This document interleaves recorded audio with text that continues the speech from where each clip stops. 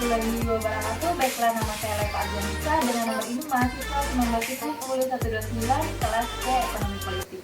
Di sini saya akan membahas salah satu tokoh ekonomi dunia, yaitu David Ricardo. David Ricardo adalah seorang pakar ekonomi politik Inggris yang merupakan salah satu pakar ekonomi klasik yang paling berpengaruh bersama dengan Thomas Malthus, Adam Smith, dan John Stuart Mill. Berikut biodata David Ricardo. Lahir pada tanggal 18 April 1772 di London, Britania Raya. Meninggal pada tanggal 11 September 1823 pada umur 51 tahun di Gatcombe Park, Inggris. Muzaf ekonomi klasik, kontribusi ekuivalensi Ricardian, teori nilai kerja, keunggulan komparatif, hukum penurunan keuntungan, dan sewa ekonomi. Berikut adalah beberapa teori ekonomi David Ricardo. David Ricardo tertarik dengan ilmu ekonomi dimulai sejak tahun 1799 ketika ia tinggal di Bath saat dia mulai membaca The Wealth of Nations Adam Smith. David di usia yang ke-42 tahun, ia telah menjadi seorang pengusaha sukses dan menjadi tuan tanah di desa pada tahun 1817. Dia mempublikasikan buku karyanya yang berjudul On the Principle of Political Economy and Taxation.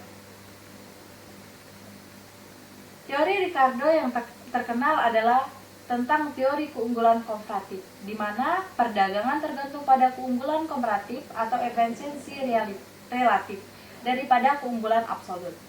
Ricardo menganggap bahwa negara akan cenderung menjual barang yang relatif lebih efisien dalam produksinya, sehingga melalui spesialisasi setiap negara akan memperoleh keuntungan dari perdagangan luar negeri. David Ricardo juga memperkenalkan teori nilai kerja. Teori ini dijelaskan bahwa nilai tukar suatu barang ditentukan oleh ongkos yang perlu dikeluarkan untuk menghasilkan barang tersebut. Ricardo menganggap bahwa biaya untuk bahan mentah dan upah buruh yang besar hanya cukup untuk bertahan hidup bagi buruh yang bersangkutan. Ricardo lebih menekankan pada maksimalisasi hasil produksi dan minimalisasi ongkos produksi dengan memberikan upah minimum bagi buruh. David Ricardo dan penekanannya terhadap sektor ekonomi menyebabkan pemikirannya sejalan dengan pemikiran ekonomi lain seperti Adam Smith dan Karl Marx. David Ricardo menunjukkan premis dasar mereka yang menyatakan bahwa tenaga kerja itu merupakan sumber seluruh kekayaan, maka atas dasar itulah David merumuskan teori kerja. David mengungkap bahwa keuntungan kapitalis menjadi basis eksploitasi tenaga kerja. Awal mula karir David Ricardo memulai karir profesinya sebagai seorang pialang dan spekulasi pasar keuangan. Beliau berhasil mengumpulkan kekayaan pribadi yang cukup agung. Sebagai agung bermula dari aspek penolakan dan pasar keuangan.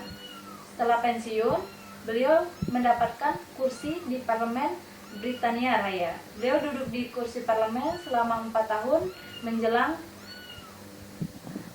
kematiannya. Pemikiran Ricardo yang paling berpengaruh dalam ekonomi klasik yaitu teori mengenai keunggulan komparatif dan teori nilai.